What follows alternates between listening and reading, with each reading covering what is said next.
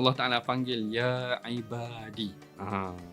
Bila Allah Ta'ala panggil wahai hamba-hambaku, ini adalah lafaz yang tawaddud, lafaz untuk berlembut-lembut, ataupun Allah Ta'ala menyantuni kita.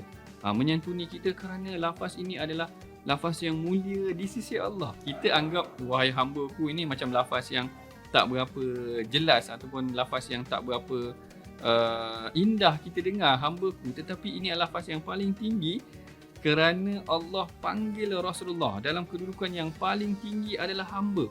Ketika Rasulullah dijemput untuk naik ke Isra' dan Mi'raj, bertemu dengan Allah dalam satu keadaan yang tidak boleh dilepasi oleh malaikat, Allah Ta'ala kata subhanallazi asra bi abdihi, dengan hambanya. Tidak dipanggil dengan bi rasulihi ke bi nabihi. Allah Ta'ala yang mengangkat nabi ini dengan nabinya ke rasulnya, tak, dipanggil dengan bi abdihi.